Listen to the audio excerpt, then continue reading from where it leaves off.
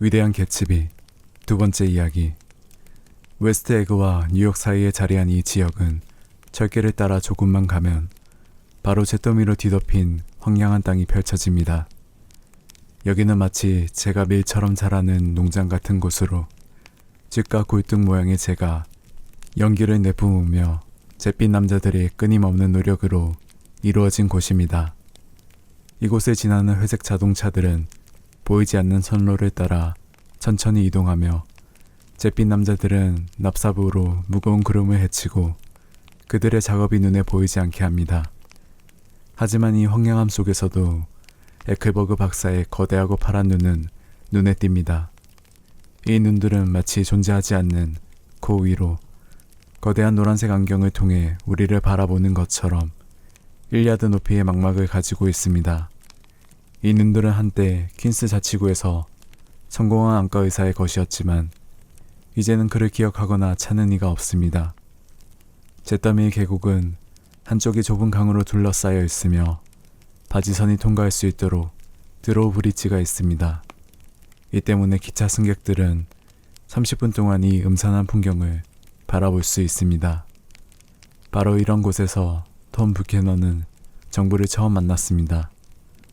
톰은 어디를 가든 자신이 차를 가지고 있다고 자랑했습니다.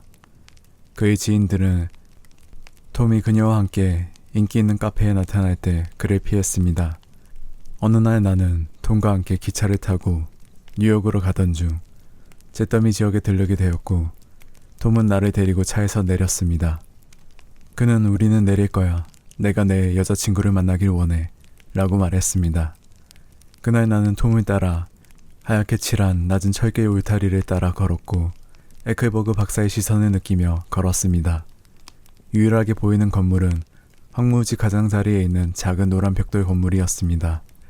그곳에는 임대용 가게, 밤새도록 운영하는 식당, 그리고 차고가 있었습니다. 차고 안은 화려하지 않았고 눈에 띄는 것은 먼지로 뒤덮인 포드 자동차의 잔해뿐이었습니다. 차고의 주인은 금발에 팩이 없는 남자로 우리를 보고 옅은 푸른 눈에 희망이 반짝였습니다.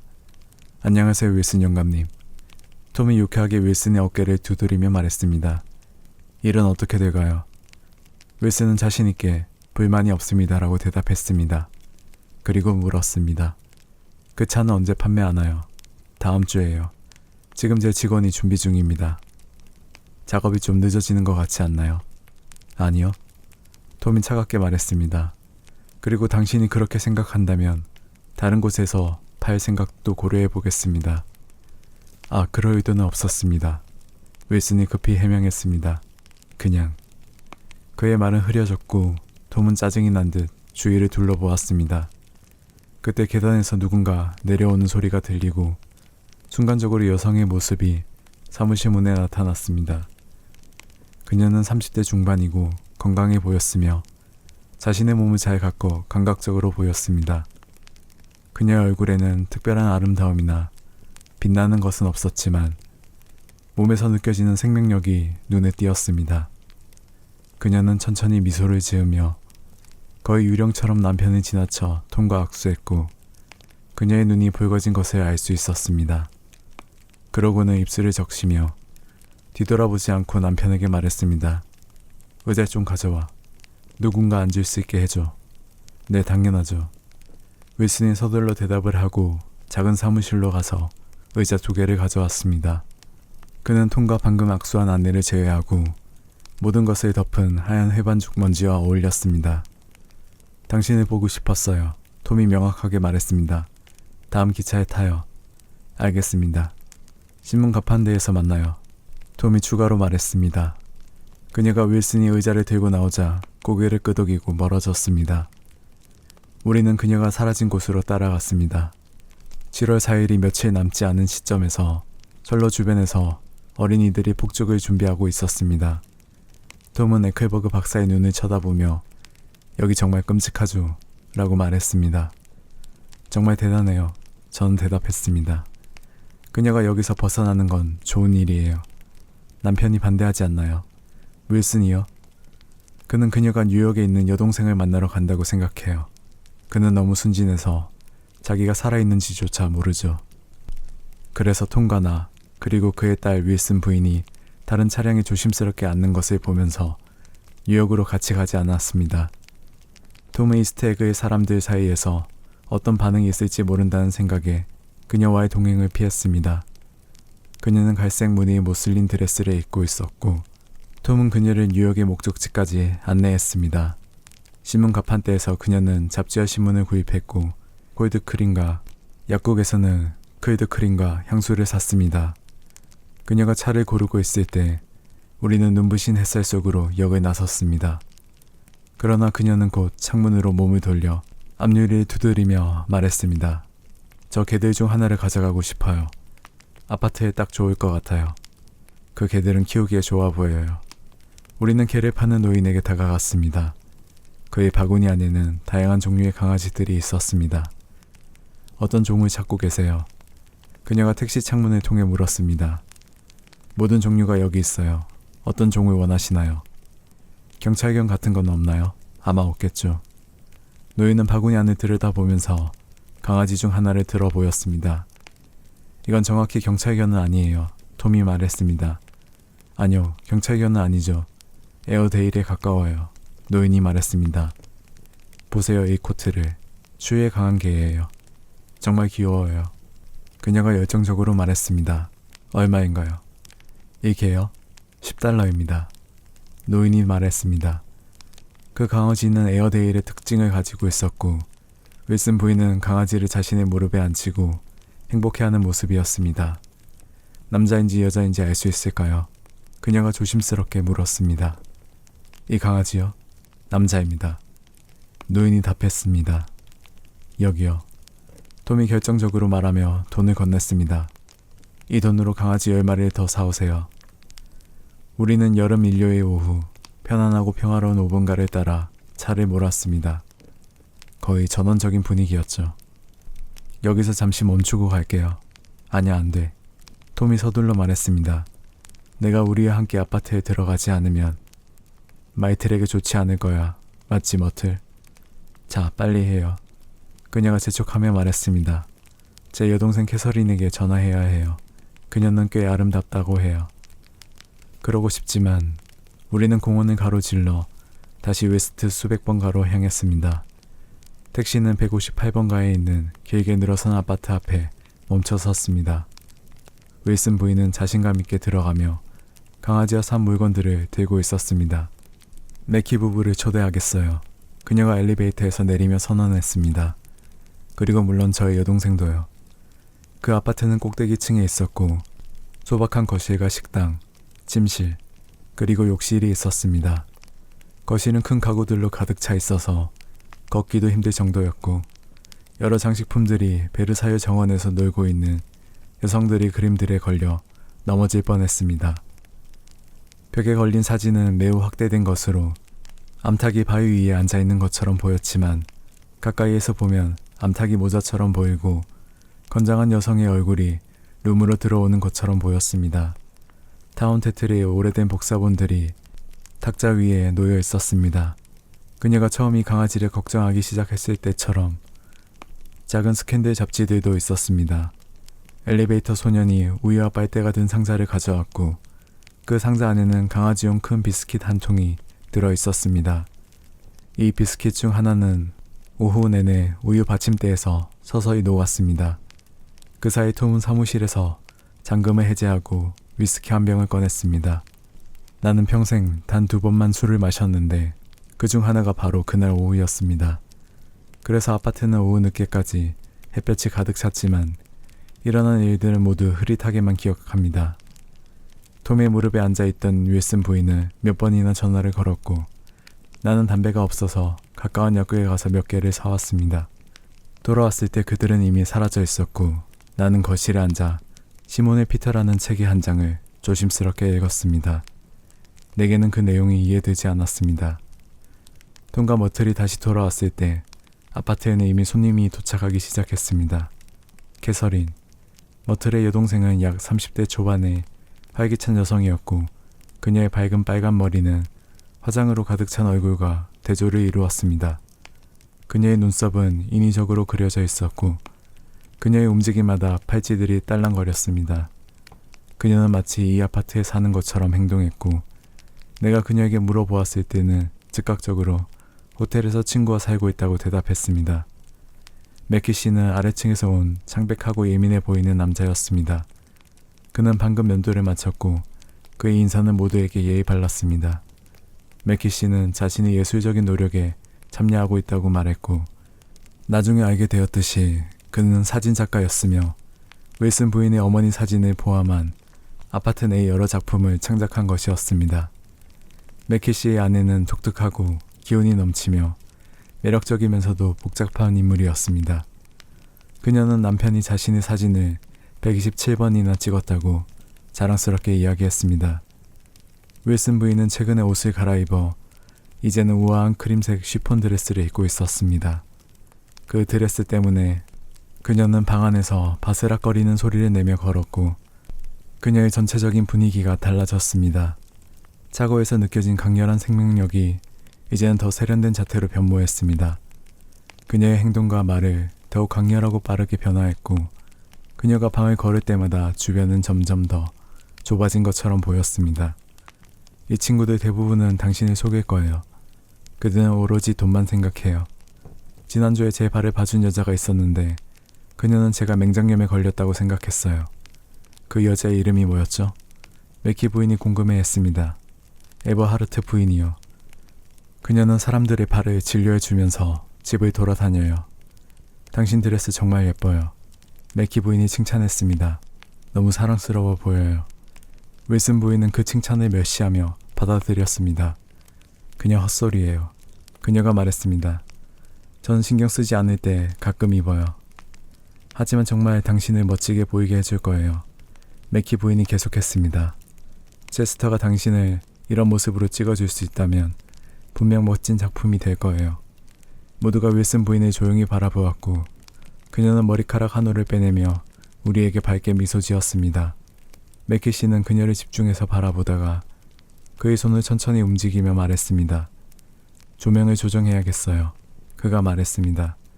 이 모습들을 더 돋보이게 하고 싶어요. 그리고 그녀의 모든 면을 포착하고 싶네요. 조명을 바꾸지 마세요. 맥키 부인이 반대했습니다. 제 생각엔 그게 그녀의 남편은 조용히 쉿하고 우리는 다시 그녀를 바라보았습니다. 그 순간 톰이 하품을 하며 일어섰습니다. 맥키 부부, 여기 음료가 있어요. 그가 말했습니다. 머틀, 얼음과 미네랄 워터를 조금 더 가져와. 모두가 잠들기 전에 말이야. 얼음을 가져오라고 이미 말했어요. 머틀이 하인들에 대한 불만을 표하며 말했습니다. 이 사람들은 늘 쫓아다녀야 해요. 그녀는 저를 향해 무의미하게 웃어 보이고 강아지에게 열정적으로 키스한 뒤 부엌으로 향했습니다. 마치 10여 명의 요리사들이 그녀의 명령을 기다리고 있는 것처럼 말이죠. 롱 아일랜드에 몇 가지 좋은 작업을 해봤어요. 맥키 씨가 자신감 있게 말했습니다. 톰은 그를 멍하니 쳐다보았습니다. 그중 2개를 아래층에 걸어놨어요. 2개라고요? 톰이 물었습니다. 2가지 작품이요. 하나는 몬토크 포인트, 갈매기이고 다른 하나는 몬토크 포인트, 바다입니다. 캐서린은 소파에 제 옆에 앉았습니다. 당신도 롱 아일랜드에 사나요? 그녀가 물었습니다. 네, 웨스트에그에서 살죠. 정말이에요? 한 달 전쯤에 파티에 갔었는데 그곳은 개츠비라는 사람의 집이었어요. 당신은 그 사람을 알고 있나요? 저는 개츠비 씨의 이웃에 살아요.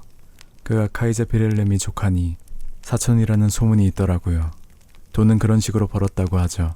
정말요? 그녀는 긍정적으로 고개를 끄덕였습니다. 개츠비 씨가 저에게 뭔가 물어보려 하면 전 좀 두렵습니다. 그에 대해 너무 깊이 알고 싶지 않아요. 이 이야기는 맥키 씨의 아내가 캐서린을 가리키며 말하기 시작하면서 잠시 중단되었습니다. 체스터, 당신은 그녀와 좋은 작품을 만들 수 있을 것 같아요. 그녀의 말에 맥키 씨는 지루함을 드러내며 톰 쪽으로 눈길을 돌렸습니다. 롱 아일랜드에서 더 많은 작업을 하고 싶어요. 제가 원하는 것은 그곳에서 출발할 기회를 얻는 거예요. 톰은 윌슨 부인이 음료를 들고 들어오자 머틀에게 소개해 줄게요. 그녀가 소개장을 줄 거예요. 맞죠, 머틀? 어떻게 그럴 수 있죠? 머틀이 놀라며 반응했습니다. 맥키 씨에게 당신 남편에 대한 소개장을 주면 그가 그에 대해 조사를 할 수 있게 되죠. 톰이 말하자 그 입가에 미소가 번졌습니다. 캐서린이 조용히 내 귀에 속삭였습니다. 둘 다 자신의 배우자를 견딜 수 없어요. 그렇게 생각하나요? 절대로요. 그녀는 머트를 바라보고는 톰을 쳐다봤습니다. 그들이 왜 계속 같이 있는지 모르겠어요. 제가 그들이라면 바로 이혼하고 서로 결혼했을 거예요. 머틀도 윌슨을 좋아하지 않나요? 이 질문에 대한 대답은 예상치 못했던 곳에서 나왔습니다. 머틀이 갑자기 폭발적으로 대답했고 그녀의 말은 꽤 충격적이었습니다. 보세요. 캐서린이 자랑스럽게 말했습니다. 그녀의 목소리가 낮아졌습니다. 그 둘을 갈라놓는 것은 바로 그의 아내예요. 그녀는 카톨릭이라서 이혼을 받아들이지 않아요. 데이지가 카톨릭 신자가 아니라는 사실에 나는 놀랐고 이 거짓말의 복잡함에 약간 충격을 받았습니다. 캐서린은 계속했습니다. 만약 그들이 진짜 결혼한다면 그들은 잠시 서부로 이사갈 거예요. 유럽이 더 신중한 선택일 거예요. 유럽을 좋아하나요? 그녀가 놀라서 물었습니다. 저는 방금 몬테카를로에서 돌아왔어요. 정말요? 네, 작년이었죠. 친구와 함께 갔었어요. 거기서 얼마나 있었나요? 그저 몬테카를로에서 가서 다시 돌아왔어요. 마르세유를 경유했죠. 출발할 때 1200달러 이상이 있었는데 4일 만에 다 잃었어요. 돌아오는 길이 정말 끔찍했어요. 마을을 얼마나 싫어했는지 몰라요. 저녁 늦게 창문을 통해 들어온 지중해의 푸른 빛처럼 방 안이 잠시 환해졌습니다. 그 순간 맥키 부인이 날카로운 소리가 나를 현실로 불러들였습니다. 저도 한때 큰 실수를 할 뻔했어요. 그녀가 강하게 말했습니다. 저를 오랫동안 좋아했던 한 남자와 결혼할 뻔했죠. 그가 저보다 못하다는 것을 알고 있었어요. 모두들 저에게 계속해서 말했어요. 루실, 그 남자는 당신보다 못해. 하지만 체스터를 만나지 않았다면 그는 결국 저를 설득했을 거예요. 맞아요. 하지만 적어도 당신은 그와 결혼하지 않았어요. 머틀 윌슨이 고개를 끄덕이며 말했습니다. 그렇죠. 저는 그랬죠. 그와 결혼하려 했어요. 머틀이 조금 불투명하게 말했습니다. 그것이 우리 사이의 차이점이에요. 왜 그랬어요, 머틀? 캐서린이 궁금해하며 물었습니다. 아무도 당신을 강요한 건 없잖아요. 머틀은 잠시 고민하다가 대답했습니다. 저는 그가 진정한 신사라고 생각했기 때문이에요. 그가 뭔가를 안다고 믿었지만 결국 그는 제 신발바닥을 핥을 가치도 없었어요. 당신이 한때 그에게 깊은 감정을 가졌었다고 들었어요. 캐서린이 말했습니다. 그에게 빠졌다고요? 머틀이 믿을 수 없다는 듯이 반문했습니다. 누가 그런 말을 했어요? 저는 그 남자에게 전혀 빠진 적이 없어요. 그녀는 갑작스럽게 저를 가리켰고 모든 시선이 저를 향했습니다. 저는 제 표정으로 아무 감정도 없음을 보여주려고 했습니다. 제가 진짜로 그와 결혼했을 때만 그에게 미친 거예요. 바로 그때 제 실수를 깨달았죠. 그는 결혼식을 위해 누군가의 정장을 빌렸고 그 사실을 저에게 말조차 하지 않았어요. 어느 날 그 정장의 주인이 찾아와서 말했어요. 오, 이게 당신의 정장이었나요? 전 처음 듣는 얘기라고 대답했죠. 결국 저는 그에게 정장을 돌려주고 오후 내내 울었습니다. 그녀는 그를 떠나야만 해요. 캐서린이 다시 저에게 속삭였습니다. 그들이 그 차고에서 벌써 11년을 보냈어요. 그리고 톰은 그녀가 가진 유일한 아기예요. 위스키 한 병, 정확히는 두 번째 병은 이제 모든 사람의 요구에 의해 필요해졌고 캐서린은 아무것도 하지 않고 있어도 기분이 좋다고 말했습니다. 톰은 샌드위치를 요청해 관리인에게 보냈고 그 샌드위치는 우리 모두에게 완벽한 저녁 식사가 되었습니다. 저는 밖으로 나가 황혼 속으로 걸어가고 싶었지만 나갈 채비를 할 때마다 어떤 격렬한 논쟁에 휘말리게 되었고 그것이 마치 저를 의자에 다시 묶는 밧줄처럼 느껴졌습니다. 도시 너머로부터 우리의 노란 창문들이 빛나는 것을 보았고 저는 그 안팎에서 동시에 끝없이 변화하는 다양한 삶에 매혹되고 좌절감을 느꼈습니다. 머틀은 제 옆으로 의자를 가져다 놓고 톰과의 첫 만남에 대한 이야기를 털어놓기 시작했습니다. 마지막으로 남은 좌석은 서로 마주보는 두 개의 작은 좌석이었어요. 저는 언니를 만나기 위해 뉴욕으로 가는 길이었죠. 그는 멋진 정장을 입고 있었고 저는 그를 눈여겨보지 않으려고 했지만 그가 저를 볼 때마다 저는 마치 광고판을 보는 척해야만 했어요. 역에 도착했을 때 그는 제 옆에 서 있었고 그의 흰 셔츠가 제 팔에 닿았죠. 저는 경찰을 부를 거라고 말했지만 그는 제가 거짓말을 하고 있다는 걸 알고 있었어요.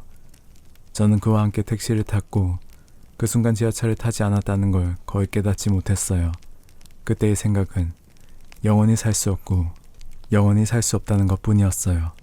그녀는 맥키 부인 쪽으로 돌아서서 방 안에 웃음소리를 가득 채웠습니다. 여보, 이 옷 입는 걸 마치면 당신에게 줄게요.